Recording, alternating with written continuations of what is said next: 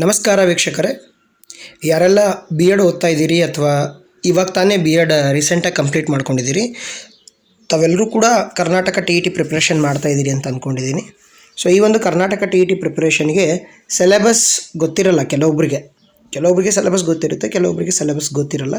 So ಇವತ್ತು ನಾವು ಈ ಒಂದು ವಿಡಿಯೋನಲ್ಲಿ ಗೌರ್ಮೆಂಟ್ ಸಿಲೆಬಸ್ ಅಂದರೆ ಒಂದು ಡಿಪಾರ್ಟ್ಮೆಂಟಿಂದ ಕೊಟ್ಟಿರ್ತಕ್ಕಂಥ ಒಂದು ಸಿಲೆಬಸ್ ಏನಿದೆ ಅಂತ ನಾವು ಡೀಟೇಲಾಗಿ ನೋಡ್ತಾ ಹೋಗೋಣ.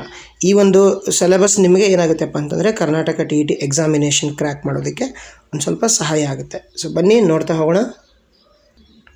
ತಾವು ಇಲ್ಲಿ ಗಮನಿಸಬಹುದು, ಪೇಪರ್ 1 ಆ್ಯಂಡ್ ಪೇಪರ್ 2 ಇದೆ. ಸೊ ಇದು ಪೇಪರ್ 1 ಪತ್ರಿಕೆ 1 ಅಂದರೆ 1ರಿಂದ 5ನೇ ತರಗತಿ ಶಿಕ್ಷಕರಾಗುವಂತಹ ಒಂದು ಅಭ್ಯರ್ಥಿಗಳಿಗಾಗಿ ಇರುತ್ತೆ. ಸೊ ಇಲ್ಲಿ ಮೊದಲನೇದಾಗಿ ಬೋಧನಾಶಾಸ್ತ್ರ ಅಂದರೆ ಪೆಡಗೋಗಿ, ಶಿಶು ವಿಕಸನ ಮತ್ತು ಬೋಧನಾಶಾಸ್ತ್ರ, ಚೈಲ್ಡ್ ಡೆವಲಪ್ಮೆಂಟ್ ಆ್ಯಂಡ್ ಪೆಡಗೋಗಿ.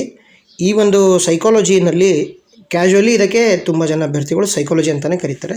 ಸೊ ಈ ಒಂದು ಸೈಕಾಲಜಿಯಲ್ಲಿ ಮುಖ್ಯವಾಗಿ ಬಂದುಬಿಟ್ಟು ಮಗುವಿನ ಒಂದು ವಿಕಾಸ, ಸಾಮಾಜೀಕರಣದ ಪ್ರಕ್ರಿಯೆ ಏನಿರುತ್ತಲ್ಲ, ಇದು ತುಂಬ ಇಂಪಾರ್ಟೆಂಟ್ ಆಗಿರುತ್ತೆ. ಅದಾದ ನಂತರ ವೆರಿ ಇಂಪಾರ್ಟೆಂಟ್, ಅದಕ್ಕಿಂತಲೂ ಇಂಪಾರ್ಟೆಂಟ್ ಬಂದುಬಿಟ್ಟು ಇಲ್ಲಿ ಮೌಲ್ಯಮಾಪನ ಮತ್ತು ಸಮನ್ವಯ ಶಿಕ್ಷಣದ ಪರಿಕಲ್ಪನೆ ಇರುತ್ತೆ. ಮೌಲ್ಯಮಾಪನ ಮತ್ತು ಸಮನ್ವಯ ಶಿಕ್ಷಣಕ್ಕೆ ಸಂಬಂಧಪಟ್ಟಂತೆ ಮಿನಿಮಮ್ 2 ಕ್ವಶನ್ಗಳು ಬಂದೇ ಬರ್ತವೆ. ಸಮನ್ವಯ ಶಿಕ್ಷಣಕ್ಕೆ 1 ಬರುತ್ತೆ, ಲಿಂಗ ತಾರತಮ್ಯಕ್ಕೆ ಸಂಬಂಧಪಟ್ಟಂತೆ 1 ಬರುತ್ತೆ. ಸೊ ಹೀಗಾಗಿ ಮೌಲ್ಯಮಾಪನದ ಮೇಲೆ ಮಿನಿಮಮ್ 2 ಕ್ವಶನ್ಸ್ ಆದರೂ ಬಂದೇ ಬರುತ್ತೆ. ಆಮೇಲೆ ಈ ಒಂದು ಮೌಲ್ಯಮಾಪನ ಏನು ನೀವು ಇಲ್ಲಿ ಓದ್ತಿರಲ್ಲ, ಸೊ ಇದು ಮೌಲ್ಯಮಾಪನ ಏನಾಗುತ್ತೆ ನಿಮಗೆ ನಿಮ್ಮ ಒಂದು ಸ್ಪೆಸಿಫಿಕ್ ಸಬ್ಜೆಕ್ಟಲ್ಲೂ ಕೂಡ ತುಂಬ ಇಂಪಾರ್ಟೆಂಟ್ ಆಗುತ್ತೆ, ತುಂಬ ಸಹಾಯ ಕೂಡ ಆಗುತ್ತೆ. ಅದರಲ್ಲೂ ಈ ಒಂದು ಕಲಿಕೆಯ ಒಂದು ವಿಧಾನಗಳೇನಿದಾವಲ್ಲ ಅವು ಕೂಡ ತುಂಬಾ ಇಂಪಾರ್ಟೆಂಟ್ ಆಗುತ್ತೆ. ನಂತರ ಬಂದುಬಿಟ್ಟು ಭಾಷೆ. ಇವಾಗ ಇಲ್ಲಿ ತನಕ ನಾವು ಸೈಕಾಲಜಿ ನೋಡ್ಕೊಂಡ್ವಿ, ಅದಾದಮೇಲೆ ಇವಾಗ ಭಾಷೆ ನೋಡೋಣ. ಭಾಷೆಯಲ್ಲಿ ಏನು ಕೇಳ್ತಾರಪ್ಪ ಅಂತಂದರೆ, ತಮ್ಗೆ ಗೊತ್ತಿರಬಹುದು, ಒಂದು 15 ಅಂಕಗಳದ್ದೇನಿರುತ್ತೆ ಪ್ಯಾಸೇಜ್ ಇರುತ್ತೆ, ಉಳಿದ ಒಂದು 15 ಅಂಕಗಳದ್ದೇನಿರುತ್ತೆ ಪೆಡಗೋಗಿ ಇರುತ್ತೆ.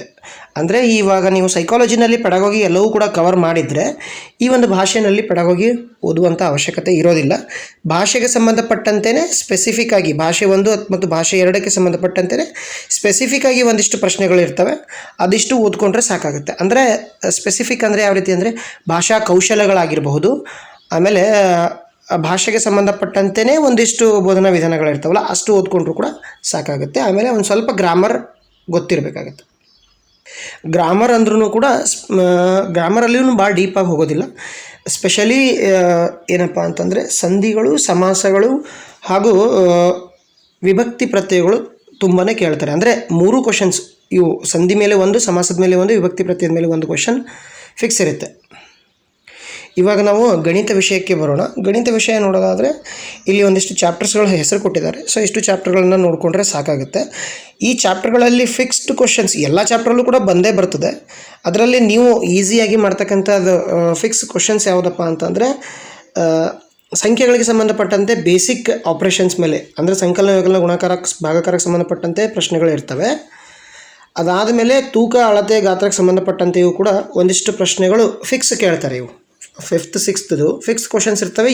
ಈ ಪ್ರಶ್ನೆಗಳಿಗೆ ಉತ್ತರಗಳನ್ನು ನೀವು 5, 6, 7ನೇ ತರಗತಿ ಟೆಕ್ಸ್ಟ್ ಬುಕ್ ಕವರ್ ಮಾಡಿದ್ರೂ ಕೂಡ ಸಾಕಾಗುತ್ತೆ. ಅಂದರೆ ರೇಖೆಗಳು ಮತ್ತು ಕೋನಗಳು 9ನೇ ತರಗತಿ ಟೆಕ್ಸ್ಟ್ ಬುಕ್ ನೋಡಿಕೊಂಡ್ರೆ, ನಿಮಗೆ 9ನೇ ತರಗತಿ ಗಣಿತ ಟೆಕ್ಸ್ಟ್ ಬುಕ್ ನೋಡಿಕೊಂಡ್ರೆ ತುಂಬ ಈಸಿಯಾಗಿ ಕವರ್ ಆಗುತ್ತೆ. ಬಹುಭುಜಾಕೃತಿಗಳ ಮೇಲೂ ಕೂಡ ಇಂಟೀರಿಯರ್ ಆ್ಯಂಗಲ್, ಎಕ್ಸ್ಟೀರಿಯರ್ ಆ್ಯಂಗಲ್ಗೆ ಸಂಬಂಧಪಟ್ಟಂತೆ ಪ್ರಶ್ನೆಗಳು ಬರ್ತಾ ಹೋಗ್ತದೆ. ಆಮೇಲೆ ಬೀಜಗಣಿತದ ಮೂಲ ಪರಿಕಲ್ಪನೆಗಳೇನಿದಾವಲ್ಲ, ಇದು 7th ನೋಡುವಂಥ ಅವಶ್ಯಕತೆ ಇಲ್ಲ. 8th 9th ಮತ್ತು 10th ನೋಡ್ಕೊಳ್ಬೇಕಾಗುತ್ತೆ. 8th 9th ಮತ್ತು 10th ನೋಡಿಕೊಂಡ್ರೆ ತುಂಬ ಕವರ್ ಆಗುತ್ತೆ. ಇವಾಗ ನೆಕ್ಸ್ಟ್ ಬೋಧನಾ ಕ್ರಮಗಳಲ್ಲಿನ ಸವಾಲುಗಳಂತ ಇದೆ. ಅಂದರೆ ಪೆಡಗೋಗಿ, ಗಣಿತ ವಿಷಯಕ್ಕೆ ಸಂಬಂಧಪಟ್ಟಂತೆಯೇ ಪೆಡಗೋಗಿ ಇರ್ತದೆ. ಸೊ ಅದರಲ್ಲಿ ಒಂದು ಫಿಕ್ಸ್ ಕ್ವಶನ್ ಅಂತಲೇ ಹೇಳ್ಬೋದು. ಬಟ್ 99% ಫಿಕ್ಸ್ ಅಂದರೆ ಆಲ್ಮೋಸ್ಟ್ ಆಲ್ ಬರುತ್ತೆ, ಬಟ್ 99% ರಿಪೀಟ್ ಆಗುವಂಥ ಚಾನ್ಸಸ್ ಇರುತ್ತೆ. ಯಾವುದಪ್ಪ ಅಂತಂದರೆ ಅನುಗಮನ ಮತ್ತು ನಿಗಮನ ಪದ್ಧತಿ. ಅನುಗಮನ ನಿಗಮನ ಪದ್ಧತಿ ಮೇಲೆ ಪ್ರಶ್ನೆಗಳು ವಿಜ್ಞಾನದಲ್ಲಾದರೂ ಕೇಳ್ಬೋದು, ಗಣಿತದಲ್ಲಾದರೂ ಕೇಳ್ಬೋದು. ಈ ಒಂದು ಕ್ವಶನ್ ಆಲ್ಮೋಸ್ಟ್ ಆಲ್ ಫಿಕ್ಸ್ ಇರುತ್ತೆ. ಅದಾದಮೇಲೆ ಇವಾಗ ಪರಿಸರ ಒಂದು ವಿಷಯಕ್ಕೆ ಬರೋಣ. ಪರಿಸರ ವಿಷಯಕ್ಕೆ ಬರೋದಾದರೆ ನಮ್ಮ ಪರಿಸರ ಅಂತ ಇದೆ.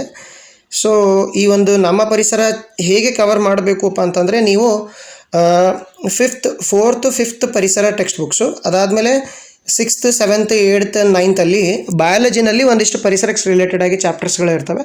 ಆ ಚಾಪ್ಟರ್ಸ್ಗಳು ಓದ್ಕೊಂಡ್ರೆ ಕವರ್ ಆಗುತ್ತೆ. ಆಮೇಲೆ ಸೈನ್ಸ್ ಕೆಲವೊಂದಿಷ್ಟು ಬಯಾಲಜಿ ಟಾಪಿಕ್ಗಳು ಓದ್ಕೊಂಡಾಗಲೂ ಕೂಡ ಕವರ್ ಆಗ್ತಾ ಬರ್ತದೆ.